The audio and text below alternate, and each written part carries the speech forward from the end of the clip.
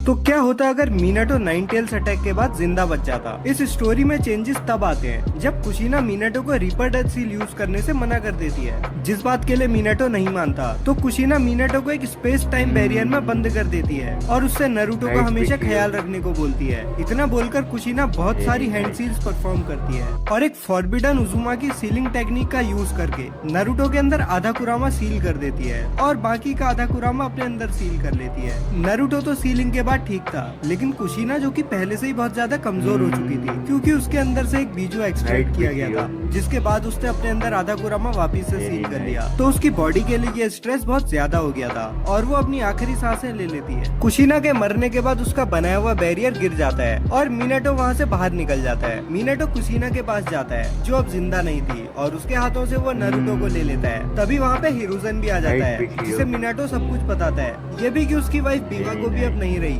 मीनाटो हिरुजन से अगले दिन काउंसिल मीटिंग रखवाने को भी बोलता है। इसके बाद मीनाटो नारुतो को अपने घर ले जाता है और अगले दिन का इंतजार करने लगता है। अगले दिन काउंसिल मीटिंग शुरू हो जाती है। इस मीटिंग में एक तरफ सारे क्लैनेट्स बैठे हुए थे, दूसरी तरफ विलेज के कुछ हाईएस्ट रैंकिंग शिनोबीज बैठे हुए थे। एक तरफ बैठा हुआ था अकेला मीनाटो, उसके सामने एल्डर्स बैठे हुए थे जिनमें सब हिरुजन भी एक है। तो मीनाटो ये मीटिंग शुरू करता है और काउंसिल को वो सब कुछ बता देता है जो कुछ भी उस दिन हुआ था। कैसे एक मास्क्ड मैन आया, उसने कुशीना से क्यूबी को एक्सट्रैक्ट किया, कैसे मीनाटो ने उसे भागने पे मजबूर किया, फिर कैसे कुशीना आधा क्यूबी अपने साथ ले गई और बाकी का आधा उसने नारुतो के अंदर सील कर दिया। इसके बाद मीनाटो ने फुगाकू से पूछा कि उचिहा क्लैन के लोग कहाँ थे उस समय। तो फुगाकू बताता है कि डांजो ने उचिहा क्लैन को फ्रंट लाइन में जाने से मना कर रखा था। मीनाटो डांजो को एल्डर की पोजीशन से हटा देता है और सबसे कहता है कि नारुतो का जिंचुरी की स्टेटस एक एस रैंक सीक्रेट है, इस सीक्रेट को कोई भी आउट करे लेकिन इसके बदले मरना डांजो नहीं है। मीनाटो ने ये इसलिए बोला क्योंकि उसे पता था कि भाई डांजो के अलावा और कौन ही लीक कर सकता है ऐसी चीजों को। तो मीनाटो डांजो को अच्छे से समझा देना चाहता था कि उसके एक्शन का क्या रिएक्शन होने वाला है। डांजो भी समझ जाता है और चुपचाप चीजें जैसी चल रही होती है वैसी उन्हें चलने देता है। मीटिंग यहीं पे खत्म हो जाती है और विलेज में ये अनाउंस कर दिया जाता है कि कुशीना ने फॉरबिडन उजुमा की टेक्निक का यूज करके नाइन टेल्स को हरा दिया है अपनी लाइफ को सेक्रीफाइस करके। और क्योंकि डांजो अपना मुंह बंद ही रखने वाला था तो इस व्हाट इफ में नारुतो बिना किसी हेट के अपना बचपन जीता है। और इस बार कोनोहा 12 पहले से ही उसके दोस्त होते हैं क्योंकि वो होकागे का बेटा भी है। लेकिन नारुतो अपना ज्यादातर टाइम सास्के के साथ स्पेंड करता है, फ्री टाइम जो कि उसके पास बहुत कम होता है क्योंकि ककाशी और माइटो गाय उसे ट्रेन कर रहे थे मीनाटो के कहने पर। अपने फ्री टाइम में मीनाटो भी नारुतो को सीलिंग जुत्सु सिखाता है जिनमें नारुतो मीनाटो से भी ज्यादा पोटेंशियल दिखा रहा होता है उसके उजुमा की ब्लड की वजह से। इसके अलावा ये नारुतो का एक तरीका भी था कुशीना को ट्रिब्यूट देने का। नारुतो की सास्के के भाई इताची और उसके दोस्त शिसुई से भी बहुत अच्छी दोस्ती हो गई थी। भले ही नारुतो उन दोनों जितना स्ट्रॉन्ग नहीं है अभी, लेकिन वो इतना स्ट्रॉन्ग तो था कि दोनों को बढ़िया से प्रैक्टिस में टक्कर दे सके। सास्के इस स्टोरी में बिल्कुल अलग होने वाला है, मतलब उसकी पर्सनैलिटी थोड़ी अलग होने वाली है कैनन से, क्योंकि उसने नारुतो की वजह से एक्स्ट्रा हार्ड ट्रेन किया था तो वो अपनी एज में इताची से ज्यादा स्ट्रॉन्ग हो चुका है। और फुगाकू भी सास्के को इग्नोर नहीं करता, तो सास्के के लिए नारुतो उस दोस्त की तरह है जो उससे ज्यादा स्ट्रॉन्ग था विद नो हार्ड फीलिंग्स।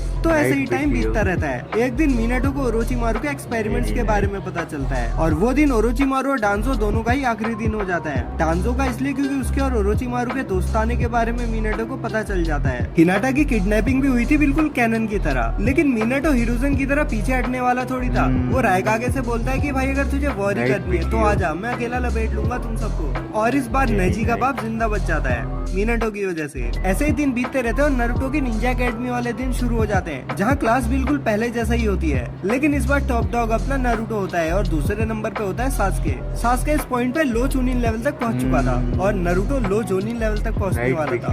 दोनों ज्यादातर टाइम साथ ही रहते थे। सास्के फायर और लाइटनिंग jutsu यूज कर सकता था और अपना नारुतो सारे 5 एलिमेंट्स यूज कर सकता था। इनॉर्मस चक्रा रिजर्व्स तो नारुतो के पास थे ही, साथ ही में उसके पास हाई लेवल चक्रा कंट्रोल भी है इस सीरीज में। और सबसे इम्पोर्टेंट चीज शैडो क्लोन्स। तो नारुतो मतलब इतना हाई लेवल शिनोबीज के साथ ट्रेन करते हुए खुद भी ओपी हो चुका था। एकेडमी में आके नारुतो को रॉक ली भी मिलता है जो अक्सर नारुतो और गाय के साथ उनकी ट्रेनिंग ज्वाइन करता था और उसका थाई जुत्सु भी नारुतो के ही जितना अच्छा था। और रॉक ली इधर नारुतो को नेजी से भी मिलवाता है और इन दोनों को नारुतो सास्के से मिलवाता है और अब ये लोग भी आपस में ट्रेन करने लगते हैं। इधर नारुतो का इंटरेस्ट स्पेस टाइम जुत्सुस की तरफ बढ़ने लगा है और नारुतो स्पेस टाइम बैरियर भी सीख गया था, वही जिससे मीनाटो ने कुरामा का बीजू डामा डिफ्लेक्ट किया था। लेकिन फ्लाइंग फ्लाइंग राइजिन अभी भी नारुतो के औकात से बहुत ज्यादा बाहर वाली चीज थी, लेकिन अब नारुतो को ट्रेन करने वाले ज्यादातर लोग मिशंस पे जाने लगे थे, तो नारुतो भी अपना ज्यादातर टाइम ताइजुत्सु और सीलिंग जुत्सु को देने लगा। अब एकेडमी खत्म होने में सिर्फ 1 साल बचा था और यहाँ एंट्री लेता है जिराया, जो पहले आता ही मिनाटो से मिलता है और उसे बताता है बाहर की दुनिया में क्या क्या चल रहा है। जिराया बोलता है कि बहुत सालों बाद दुनिया में इतनी शांति मेंटेन हुई है, लेकिन एक अकात्सुकी नाम की ऑर्गेनाइजेशन है जो टेल बीस्ट को कलेक्ट कर रही है और उनके टारगेट्स में से एक नारुतो भी हो सकता है। थोड़ी इधर उधर की बातें करने के बाद जिराया नारुतो के बारे में पूछता है और मिनाटो बता देता है कि भाई कुछ जाके देखो। फिर क्या था, जिराया नारुतो को ढूंढता है और नारुतो उसे देखते ही पहचान लेता है कि वो कौन है और जिराया से बोलता है कि मुझे तेरे से ट्रेनिंग लेनी है। जिराया बोलता है कि पहले मैं तुझे टेस्ट करूंगा, फिर देखेंगे तू ट्रेन करने लायक है भी या नहीं। अब दोनों ट्रेनिंग ग्राउंड में आ जाते हैं और जिराया नारुतो से अटैक करने को बोलता है। इधर नारुतो बिल्कुल भी होल्ड बैक नहीं करता और हाई जोनी लेवल स्पीड्स में जिराया के ऊपर अटैक कर देता है, जो कि जिराया बड़े आराम से बच्चों का खेल समझ करके डिफ्लेक्ट कर देता है। जिराया सारे अटैक्स को डॉज कर रहा होता है और नारुतो पूरी जान लगा देता है, फिर भी वो जिराया को टच तक नहीं कर पाता। अब जिराया ने नारुतो का ताइजुत्सु सीख लिया था और भले ही नारुतो खुद से निराश था कि वो जिराया को छू तक नहीं पाता, लेकिन जिराया उससे बहुत ज्यादा इम्प्रेस था। अब वो नारुतो का निंजुत्सु टेस्ट करना चाहता था, तो जिराया नारुतो के ऊपर एक फायर बॉल से अटैक करता है, जिसे नारुतो एक वाटर वॉल बना के रोक देता है। तभी जिराया की ओरिजिनल फायर बॉल के पीछे से एक और फायर बॉल आती है। नारुतो अपना स्पेस टाइम बैरियर यूज करता है और उस दूसरी फायर बॉल को गायब कर देता है, जिससे जिराया बहुत ज्यादा इम्प्रेस हो जाता है और जिराया को इधर नारुतो में मिनाटो से भी बहुत ज्यादा पोटेंशियल लगता है। इन दोनों की फाइट ऐसे ही 3 घंटे चलती है और नारुतो का चक्रा लाइफ में पहली बार पूरी तरीके से डिप्लीट हो जाता है। नारुतो को उसकी लिमिट तक पुश करके आज तक किसी ने भी ट्रेन नहीं किया था और जिराया भी नारुतो से बहुत ज्यादा इम्प्रेस था और बोलता है कि भाई तू 1 साल के लिए मेरे साथ चल माउंट मियोगोकू, जहाँ मैं तुझे ट्रेन करूंगा। मिनाटो से मैं बात कर लूंगा। एकेडमी की ग्रेजुएशन वाले दिन हम लोग वापस आ जाएंगे। अगले दिन नारुतो सबको गुड बाय बोल करके वहाँ से चला जाता है। माउंट मियोगोकू जाते ही नारुतो का गामा किची बहुत अच्छा दोस्त बन जाता है और उसकी ट्रेनिंग भी शुरू हो जाती है। सबसे पहले जिराया नारुतो को रसेंगान सिखा देता है। रसेंगान के पहले 2 स्टेप्स नारुतो एक ही दिन में सीख लेता है, लेकिन लास्ट स्टेप में उसे 1 हफ्ता तक लग जाता है। लेकिन हफ्ते भर में तो नारुतो रसेंगान सीख ही जाता है। नारुतो काफी सारे टोड स्टाइल कॉम्बिनेशन जुत्सु भी सीखता है और अपने स्पेस टाइम जुत्सुस को भी थोड़ा इम्प्रूव कर लेता है। फ्लाइंग राइजिन वो अभी भी यूज नहीं कर सकता था, पर नारुतो मार्क करी हुई जगह में टेलीपोर्ट कर सकता था। बहुत सारे हैंड सील्स यूज करने के बाद जब माउंट मियोगोकू में नारुतो का सिर्फ 1 महीना रह जाता है, तब जिराया नारुतो को 9 टेल्स के बारे में बताता है और माउंट मियोगोकू से जाने का टाइम भी आ जाता है और वो जाते जाते गामामारू से भी मिलके जाता है, जो नारुतो को चाइल्ड ऑफ प्रोफेसी बताता है, जो दुनिया में लास्टिंग पीस लाएगा। इसके बाद जिराया नारुतो को कोनोहा छोड़ के अपना इन्फो गैदर करने चला जाता है और नारुतो भी मिनाटो से मिलने के बाद एकेडमी में चला जाता है, जहाँ सारी टीम्स कैनन वाली ही बनती हैं, लेकिन टीम 7 का सेंसे होता है उचिहा इताची।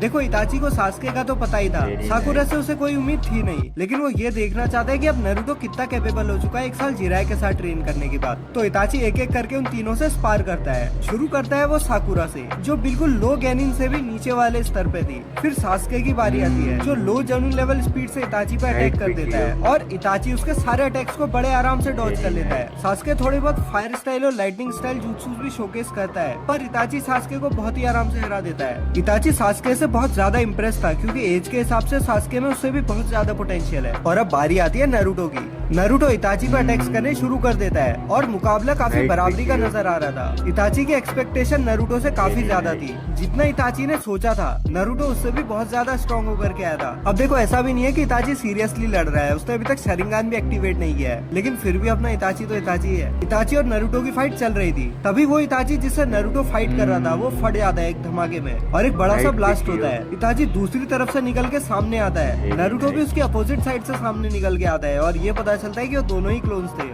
इताची नारुतो पे अटैक करता है फायर जुत्सु से। नारुतो अपना स्पेस टाइम बैरियर यूज करता है और इताची का अटैक इताची के ही ऊपर डिफ्लेक्ट कर देता है। इधर सास्के भी नारुतो की पावर देखकर काफी इम्प्रेस था और वो भी ये सोच लेता है कि अब उसे भी अपनी ट्रेनिंग बढ़ानी पड़ेगी नारुतो से कैचअप करने के लिए। इताची और नारुतो कुछ देर तक और फाइट करते हैं और इवेंचुअली इताची नारुतो को सीरियसली लेता है और शरिंगान एक्टिवेट कर लेता है। नारुतो एक रसेंगान बनाता है और इताची एक चिदोरी चार्ज करता है, जो कि उसे ककाशी ने सिखाई थी ओम्बू मिशंस के दौरान। अब इताची और नारुतो नारुतो दोनों ही एक दूसरे की तरफ अपने अपने जुत्सुस लेके आगे बढ़ते हैं। लास्ट मोमेंट पे इताची अपनी चिदोरी डीएक्टिवेट करता है और रसेंगान लगने से ठीक पहले नारुतो के पेट में एक जोर का पंच मारता है, जिसे नारुतो भाई घुटनों पे आ जाता है और इताची बोलता है आज के लिए इतना काफी है, अब कल मिलेंगे। मीनाटो भी क्रिस्टल बॉल से सब देख रहा होता है और उसको भी इताची की तरह यही लगता है कि नारुतो में हद से ज्यादा पोटेंशियल है। मीनाटो नारुतो के स्पेस टाइम बैरियर्स देख के भी बहुत ज्यादा इंप्रेस हो गया था और वो ये डिसाइड करता है कि वो नारुतो के ऊपर थोड़ा और ध्यान देगा और उसे फ्लाइंग राइजिंग सीखने में भी हेल्प करेगा। इधर सास्के गया होता है शिसुई के पास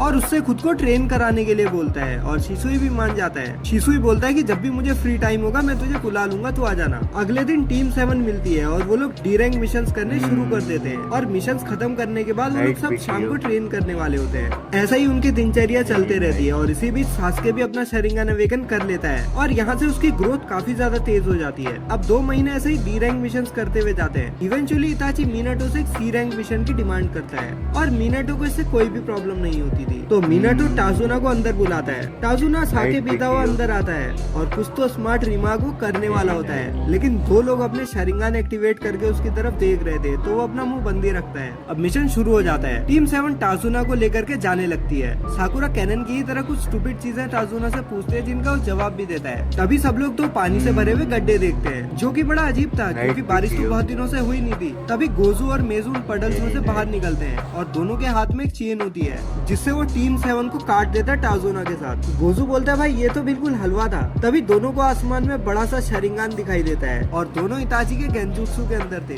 और इताची को इन दोनों से पता चलता है हर चीज के बारे में कि एक गाटो है, उसने जाबुजा वगैरह इन सबको लाया हुआ है और जाबुजा का एक पार्टनर भी है, जिससे इताची को कोई ज्यादा फर्क नहीं पड़ता। यहाँ तक कि इताची ये डिसाइड कर लेता है कि नारुतो लड़ेगा जाबुजा से और जाबुजा के साथी से लड़ेगा सास्के। दोनों को रियल लाइफ बैटल एक्सपीरियंस मिल जाएगा। तो अब टीम 7 आगे बढ़ने लगती है और अचानक से जाबुजा स्वॉर्ड लेकर के टीम 7 के ऊपर आता है, जिसे देखकर सब लोग झुक जाते हैं। तभी जाबुजा आता है और इताची को देख के एक्साइटेड दिखाता है खुद को, लेकिन असलियत में उसकी फटी पड़ी होती है क्योंकि देखो एक तरफ अगर तुम ककाशी और जाबुजा को देखते हो तो इताची इनसे बिल्कुल ही अलग लेवल पे है। तो जाबुजा को कहीं ना कहीं ये लग रहा था कि भाई आज का दिन उसका आखिरी दिन भी हो सकता है, लेकिन इताची के तो कुछ अलग ही प्लान्स थे। वो नारुतो को आगे करता है और जाबुजा से बोलता है कि तुझसे अब ये लड़ेगा। जाबुजा और नारुतो की फाइट शुरू हो जाती है और वो सीधा हिडन मिशुत्सु यूज करता है। अब नारुतो मुश्किल में था, लेकिन नारुतो के भी सेंसेस बहुत ज्यादा शार्प थे, इसीलिए वो जाबुजा के अटैक्स को डॉज कर पा रहा था और मिस्ट के अंदर ये फाइट ऐसे ही चलती रहती है। लेकिन तभी नारुतो की पीठ में जाबुजा की स्वॉर्ड घुस जाती है और वो स्वॉर्ड सीधे नारुतो के चेस्ट से बाहर निकलती है। जाबुजा नारुतो की तरफ देखता है और स्माइल करता है। तभी नारुतो भी जाबुजा को देखता है और स्माइल करता है और बोलता है ज़ैप। जिस नारुतो को जाबुजा ने स्टेप किया था वो एक लाइटनिंग क्लोन था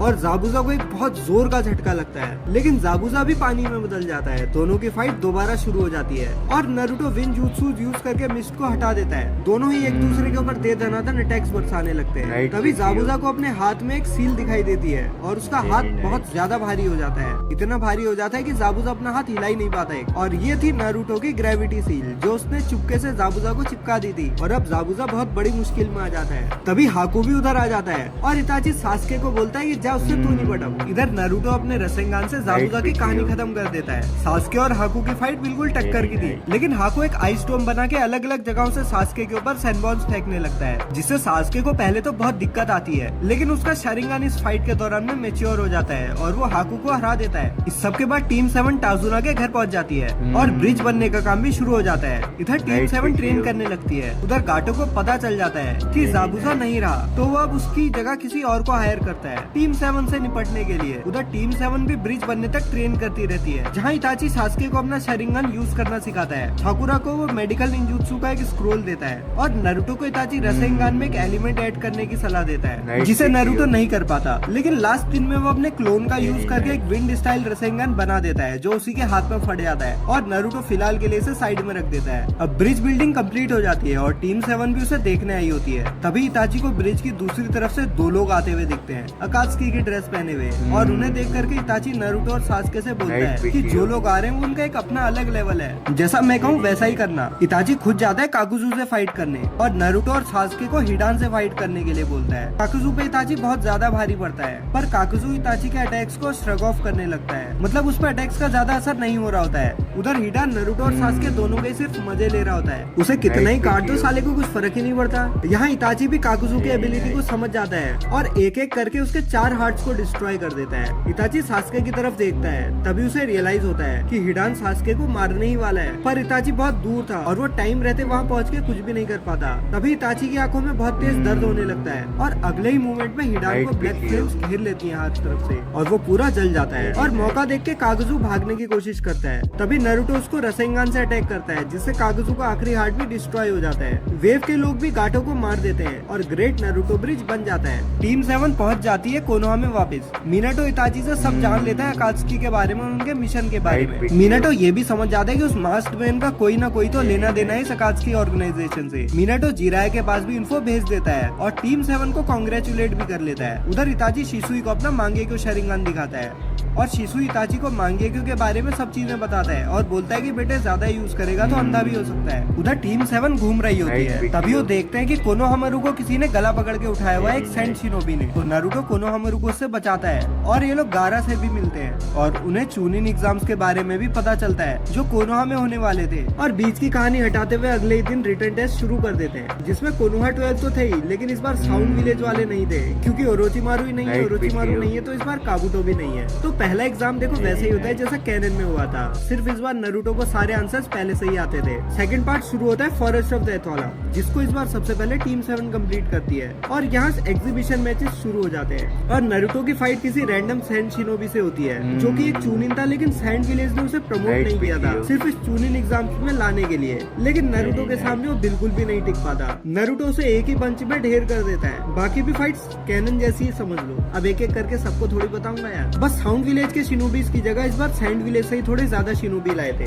सास्के भी अपनी फाइट जीत जाता है और साकुरा भी इनो से जीत जाती है, सिर्फ इताची की ट्रेनिंग की वजह से। अब आता है 1 महीने का ट्रेनिंग पीरियड, जिसमें नारुतो को मिनाटो और जिराय ट्रेन करते हैं। सास्के इताची के पास जाता है और साकुरा को कुरेनाई ट्रेन करती है। नारुतो मिनाटो को विंड स्टाइल रसेंगान दिखाता है, लेकिन मिनाटो बोलता है कि बेटे इसके बारे में जिराय से पूछना, मुझे अपना फ्लाइंग राइजिन दिखा। तो नारुतो काफी सारे हैंड साइंस करता है और वहाँ से गायब हो जाता है। मिनाटो बोलता है कि बेटे तेरे हैंड साइंस करने तक तो तेरा क्या क्या हो जाएगा। और अब मिनाटो अपने फ्री टाइम में नारुतो को फ्लाइंग राइजिन सिखाने लगता है और जिराय नारुतो को विंड स्टाइल रसेंगान अच्छे से यूज करना सिखाता है और 1 महीने तक नारुतो ऐसे ही ट्रेन करता है। और अब चूनिन एग्जाम फाइनल वाला दिन भी आ ही जाता है। नारुतो की पहली फाइट थी नेजी के साथ और नेजी ने नारुतो को हराने के लिए बहुत ज्यादा मेहनत भी करी थी। ये फाइट शुरू हो जाती है और दोनों ही शुरू करते हैं थाईजुत्सु से। दोनों एक दूसरे को कोई मौका नहीं देते संभलने का। तभी नेजी रोटेशन यूज करता है और नारुतो थोड़ा दूर तक स्लाइड होकर के जाता है। नेजी रोटेशन यूज करने लगता है तो नारुतो भी रसेंगान लेके आ जाता है। थोड़ी देर तक नेजी का रोटेशन रसेंगान को रोक पाता है, लेकिन एट दी एंड नेजी का रोटेशन हार जाता है और रसेंगान रोटेशन को पेनिट्रेट करता हुआ अंदर जाता है, लेकिन अंदर नेजी तो होता ही नहीं है। नेजी खड़ा होता है नारुतो के पीछे और वो नारुतो के सारे चाक्रा पॉइंट्स को ब्लॉक कर देता है और नारुतो गिर जाता है। अब नेजी भी थोड़ी हवाबाजी करने लगता है कि भाई युगा क्लैन है, स्ट्रॉन्गेस्ट है, ऐसी थोड़ी है।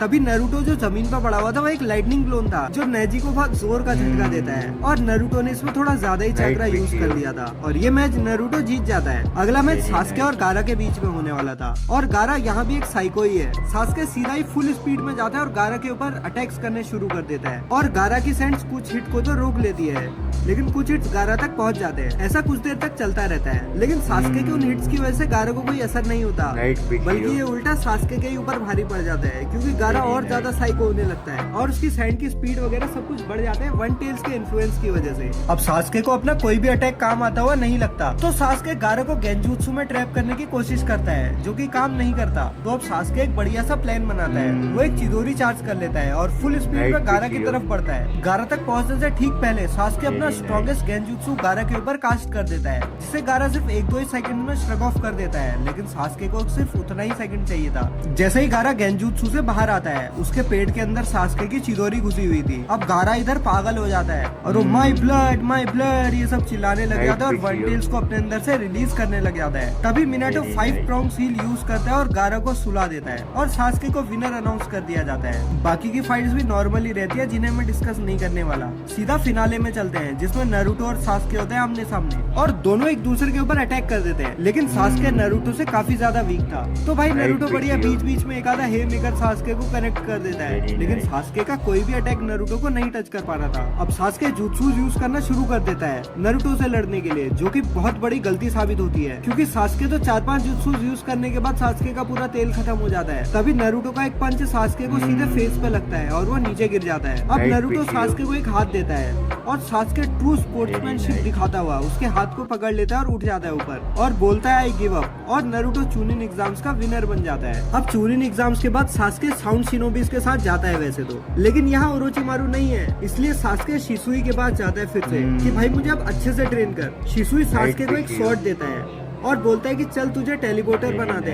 और अब दोनों ट्रेनिंग शुरू कर देते हैं। शिसुई का प्लान था कि सास्के को बॉडी फ्लिकर टेक्निक अच्छे से सिखाई जाए और साथ ही में शिसुई उसे तलवार चलानी भी सिखा देता है। नारुतो जाता है मिनाटो के पास जो कि खुद भी ट्रेन कर रहा होता है मास्टरमैन से लड़ने के लिए, और वो नारुतो को अच्छे से फ्लाइंग राइजिंग सिखाने वाला था और नारुतो को एक नया रसेगन भी सिखाने वाला था, फायर स्टाइल सुपरनोवा रसेगन। और बस इन दोनों की भी ट्रेनिंग शुरू हो जाती है। इताची के पास साकुरा आती है काफी सीरियस चेहरा बना के और कहती है कि इताची से मुझे गेंजुत्सु सीखना है। इताची साकुरा को गेंजुत्सु सिखाने लगता है और ऐसे ही ये लोग ट्रेन करने लगते हैं पूरे 3 साल तक। ये 3 साल की ट्रेनिंग खत्म होते होते सास्के एक एस रैंक शिनोबी बनने से बस थोड़ा ही दूर था। स्वॉर्ड यूज करने में तो एक्सपर्ट हो ही गया था, साथ ही में अपने शरिंगन को भी फुल एक्सटेंट तक यूज करना सीख चुका था और बॉडी फ्लिकर टेक्निक में वो शिसुई से भी काफी आगे निकल चुका था। बस कमी थी उसके पास तो सिर्फ एक्सपीरियंस की। इधर नारुतो, मिनाटो और जिराया तीनों ही कैनन से काफी ज्यादा स्ट्रॉन्ग हो चुके थे। तीनों ने ही सेज मोड को मास्टर कर लिया था, वो भी बहुत अच्छे से। लेकिन नारुतो का सेज मोड तीनों में से स्ट्रॉन्गेस्ट था क्योंकि नारुतो के रिजर्व तो ऐसे कैनन में भी बहुत ज्यादा थे,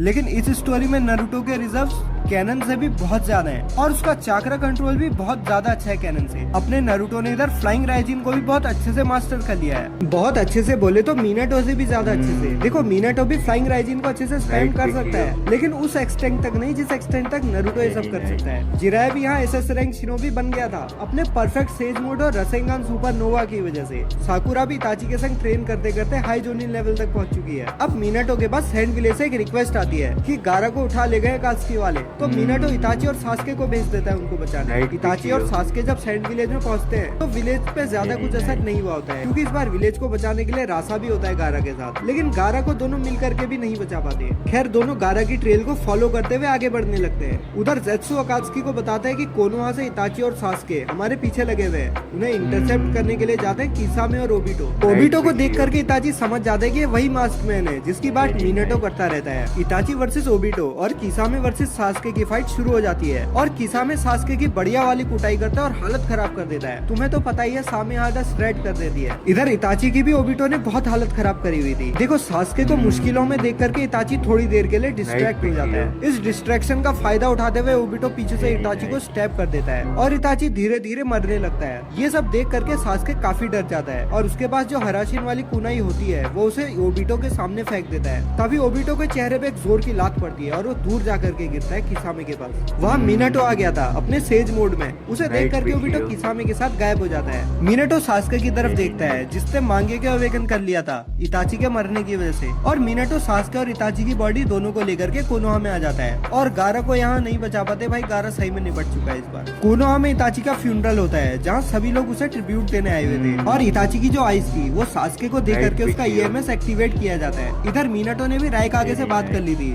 नारुतो और बी को साथ में ट्रेन कराने के लिए, तो भाई नारुतो बी के पास चला जाता है और सास्के जाता है फुगाकू के पास ट्रेन होने के लिए। नारुतो और बी ट्रेनिंग शुरू कर देते हैं। नारुतो अपने माइंडस्केप में जाता है जहाँ पे होता है उसकी इविल साइड। नारुतो उसकी इविल साइड को हराने की कोशिश करता है लेकिन खुद ही हार के वापस आता है। तब बी उसे समझाता है कि अच्छाई और बुराई तो हम सब में होती है, तुझे बस अपनी बुराई को इम्ब्रेस करना है। और दूसरी बार में नारुतो ऐसा ही करता है और वो सक्सेसफुल भी हो जाता है। अब बारी आती है नारुतो और क्यूबी की माइंडस्केप में लड़ाई करने की, लेकिन जो हाफ नारुतो के अंदर सील्ड होता है वो गुड हाफ होता है, इसलिए वो नारुतो से सीधा फिस्ट बम्प भी करता है, लड़ाई वड़ाई कुछ नहीं करता है। और नारुतो इधर टाइम से पहले एक परफेक्ट चिंचुरिकी बन जाता है। नारुतो और कुरामा 2 महीना साथ में ट्रेन करते हैं। उधर 2 महीनों में सास्के ने भी अपना ईएमएस की एबिलिटीज सीख ली थी। परफेक्ट सुसानो हो गया, अमातेरासु हो गया, सुकियोमी हो गया और वो भी तैयार था अब लड़ने के लिए। कोनोहा और अकात्सुकी के बीच में एक लड़ाई होने वाली थी। अकात्सुकी ने एक मीटिंग रखी थी जिसमें ज़ेत्सु नागाटो की बॉडी को टेक ओवर कर लेता है और असली मादरा को रिवाइव कर देता है। और मादरा खुद भाई पूरे शिनोबी नेशंस में घूम घूम करके सारे टेल विश कलेक्ट करता है, गेडो स्टैचू में सील भी कर देता है 9 टेल्स को छोड़ करके। 9 टेल्स का थोड़ा बहुत चक्रा मादरा ने बचा के रखा हुआ था कहीं पे जिसे वो यूज कर लेता है 10 टेल्स को एक्टिवेट कराने के लिए। अब 10 टेल्स एक्टिवेट मादरा कर लेता है और अपने अंदर सील भी कर लेता है। उसके बाद वो सीधा अकात्सुकी को इकट्ठा करता है और चल देता है भाई कोनोहा पे अटैक करने के लिए। कोनान जिसके बारे में सब लोग भूल चुके थे वो चुपचाप साइड से खिसक के जाती है सीधा जिराया के पास और सब कुछ उसे बता देती है।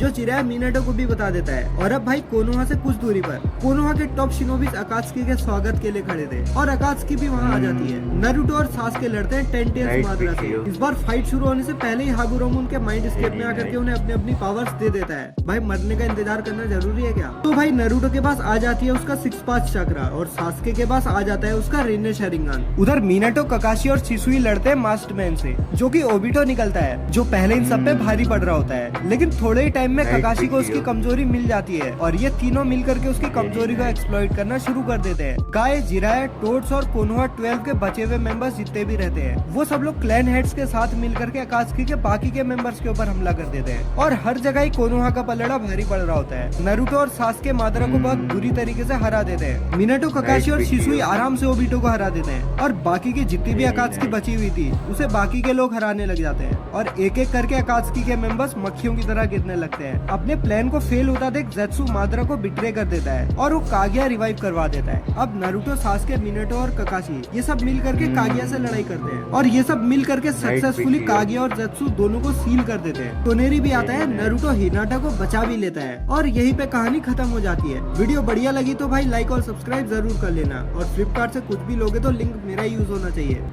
मेरा नाम है आर्यन, मैं एनिमे वीडियो डालने वाला हूँ। अगर आप लोगों को अच्छा लगे तो लाइक एंड सब्सक्राइब करिएगा, ठीक है। और मेरी चाची का बहुत बड़ा फैन हूँ।